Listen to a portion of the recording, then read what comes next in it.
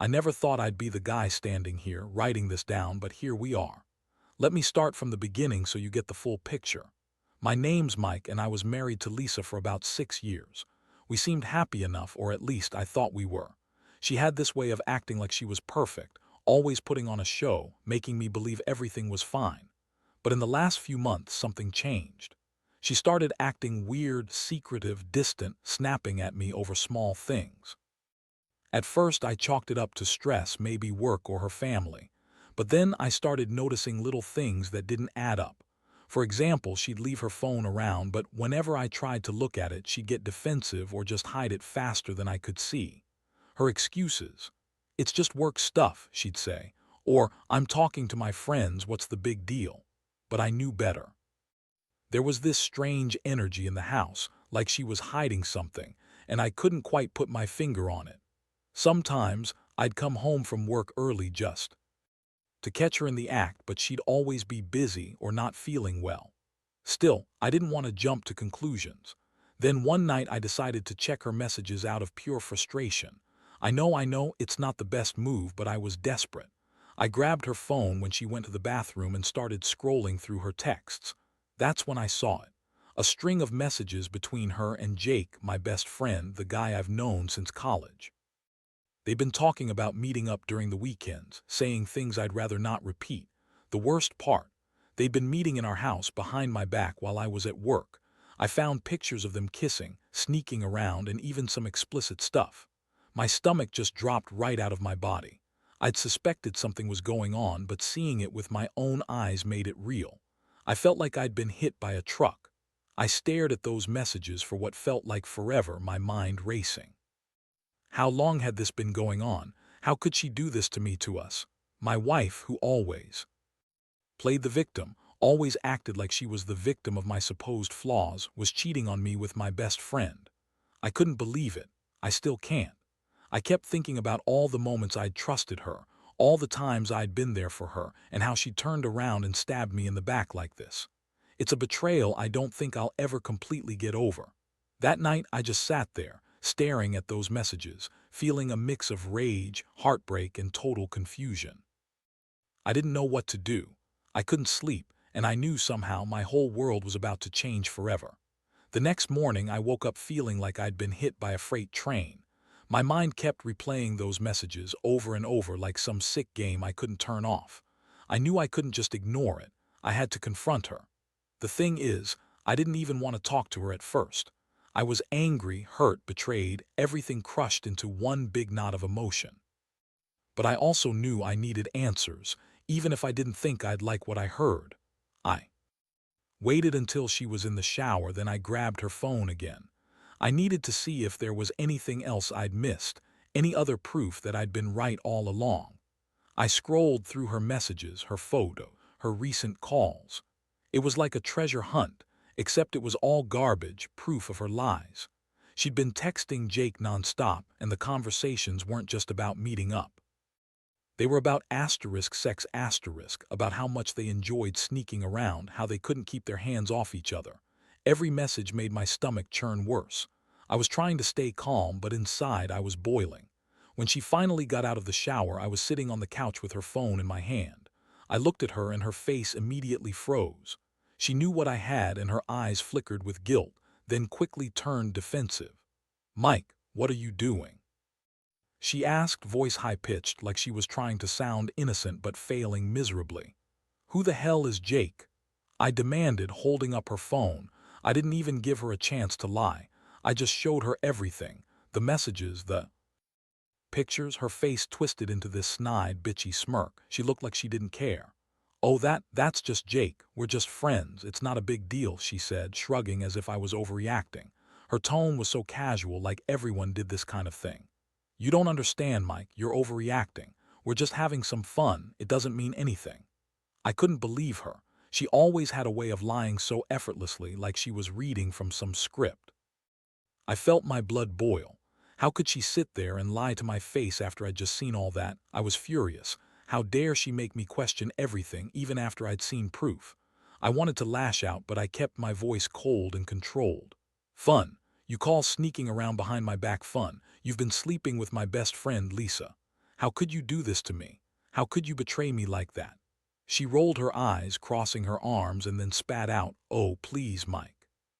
You think I'm the bad guy here. Maybe if you paid more attention to me, I wouldn't have had to find comfort elsewhere. Maybe if you weren't so damn clueless, I wouldn't have needed Jake.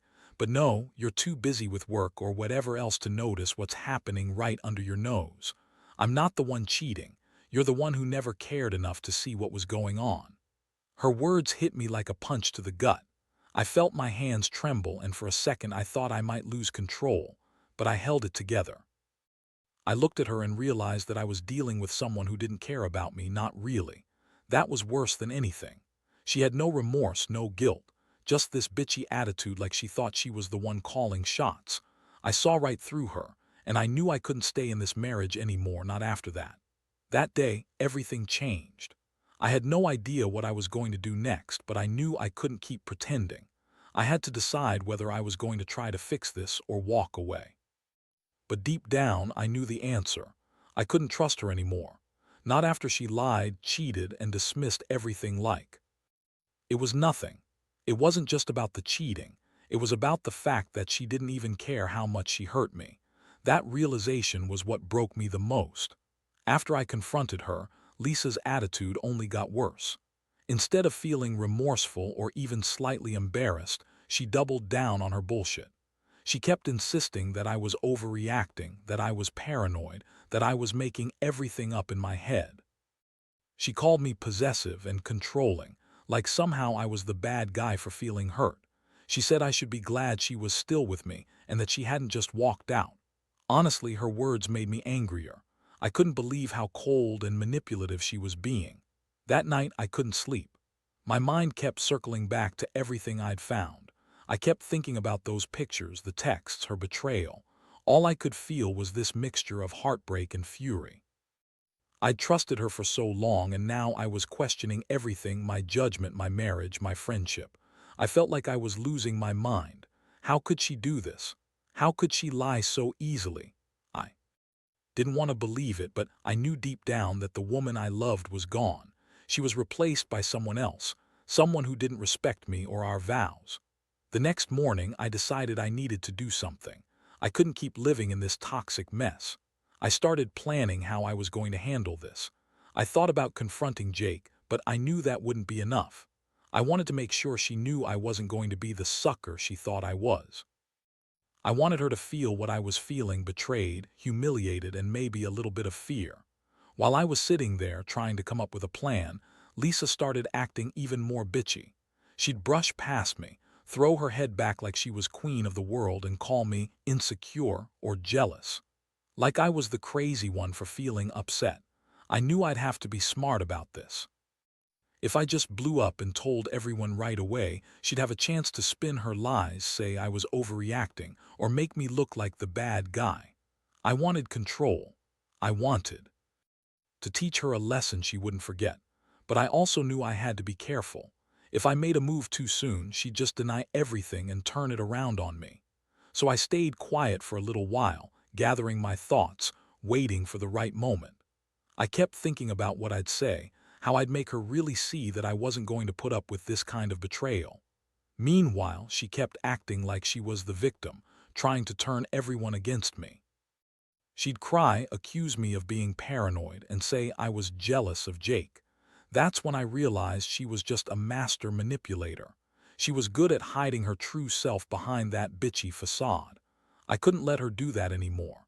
I had to be the one to take control of the situation. I was done pretending everything was okay. I was done pretending I didn't see what she was capable of. That's when I decided I would finally face her head on, but not with anger, more with cold calculation. I needed her to realize I wasn't going to be a pushover, and I was done being blind to her lies. So I waited. Days went by, and Lisa continued her act, throwing her little tantrums and acting like she was the queen of the damn world. Meanwhile, I was quietly plotting.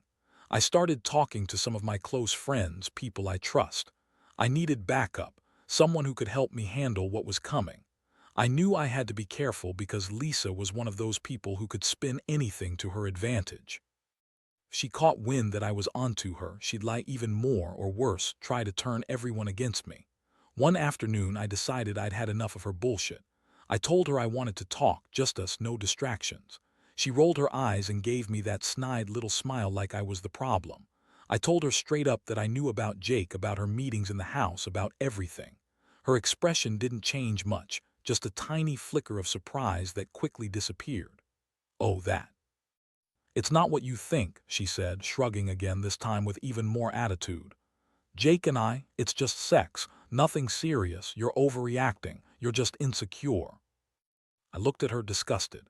"Insecure? Are you kidding me? You've been sneaking around with my best friend behind my back and you call me insecure? I saw the pictures, Lisa. I know what you've been doing. How can you lie to my face like that?" She smirked, crossing her arms.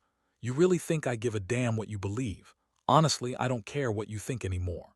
If you're so obsessed with me cheating, maybe that says more about you than me. Maybe you're just jealous because Jake's better in bed than you are." That hit me like a punch. I felt the blood rush to my head, but I kept my voice steady. "You're a bitch, Lisa. You've been screwing my best friend, lying to my face and acting like the victim. Well, I'm done. I want you out of the house." She just laughed bitterly. "Go ahead. Do what you want, but this isn't about that. It's about you being too blind to see what's real. I don't care if you throw me out. I've got Jake and I've got everything I want now. You're just a guy who's too stupid to see what's right in front of him." At that moment, I knew I couldn't reason with her anymore. She was so full of herself, so convinced she was untouchable. But I also knew I wasn't going to let her win. I had to take control of the situation, not just to punish her, but to protect myself from more damage. I felt a strange mix of relief and dread. Relieved that I'd finally confronted her, but scared because I knew this wasn't over. Not by a long shot. The next step was clear. I needed to gather everything I could, more proof, a plan, some way to make her see that she'd crossed the line and that I wasn't coming back from this easily. I had to be prepared for whatever was next, because I could feel the storm brewing. After that confrontation, I started putting my plan into motion. I knew I couldn't just walk out and leave everything at that. I had to make sure she knew I was serious, that I had the upper hand. For the next few days, I kept my distance, but I also kept digging. I wanted more proof, something undeniable. I went through her phone again, downloaded her messages, took screenshots of everything I could find. I even managed to set up a little hidden camera in the living room just to catch her in the act if she tried to deny it later. I wasn't going to be gullible anymore. Meanwhile, Lisa's attitude didn't change much. She continued her bitchy, dismissive attitude like she was the queen of the world. She'd throw her head back and call me insecure, jealous, or crazy whenever I mentioned the affair. Honestly, I didn't care any more about her lies. I was just waiting for the right moment to show her I had everything I needed. It was like everything in my life had turned into some kind of game, and I was the only one who knew the rules. I knew her so well now, her manipulations, her lies, her total lack of remorse. One evening, I finally decided it was time. I called her into the living room, told her I had something to show her. I played her the videos from the hidden camera I'd set up. At first, she acted like she was in control, smirking and saying it was all a mistake, just sex, like it wasn't a big deal. But then she saw herself on camera sneaking around with Jake, kissing, touching, all of it. Her face twisted into this look of pure rage and panic.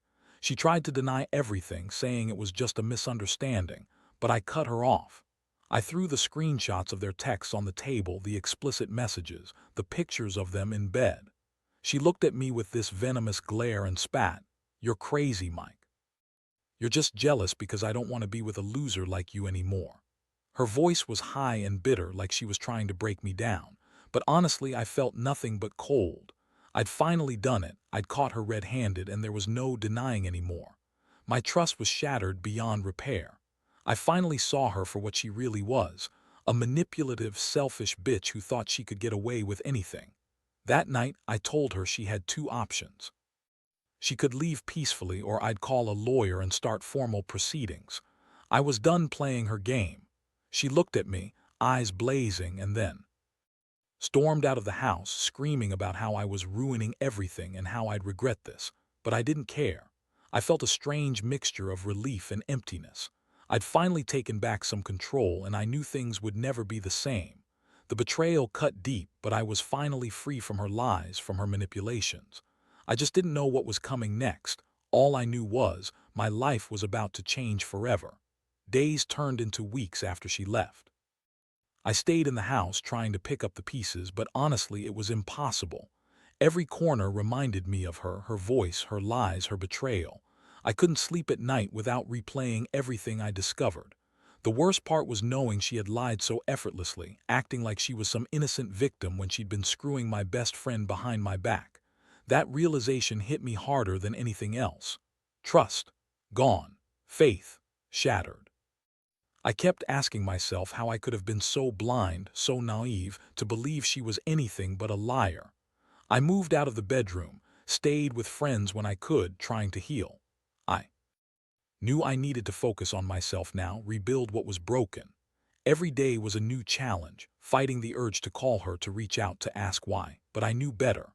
I learned that some betrayals run so deep that there's no fixing them. You can't mend what's been shattered by lies. The pain still lingers, but I've come to accept it as part of the process. I remind myself that I deserve better, someone who respects me, who doesn't cheat, who doesn't lie. In that time, I reflected a lot. I've realized I was too trusting, too eager to see the best in her, even when the signs were there. But I also learned something valuable. Sometimes you have to face the truth head-on, no matter how ugly it is. Ignoring the signs doesn't protect you, it only prolongs the inevitable. Now I know that I should never ignore my gut, and I should never settle for someone who doesn't have my back. Trust is fragile, and once broken, it's almost impossible to rebuild. I've had to learn that the hard way. Looking back, I don't regret uncovering the truth. Yeah, it hurts like hell, and I'll carry scars for a long time, but I also feel a strange sense of relief. I finally saw her for who she really was, and I took control. I walked away from the chaos, the lies, the betrayal, and I'm working on rebuilding myself. I've started dating again, cautiously. I don't trust easily anymore, but that's okay. I know now what I deserve, and I refuse to settle for less. The biggest lesson I've learned is simple: don't ignore your instincts. If something feels off, it probably is. And no matter how much you love someone, if they betray you once, trust is over. You can forgive, but forgetting, that's another story. For anyone out there going through something similar, just remember, your self-respect is more important than any relationship. Sometimes, walking away is the only way to save yourself.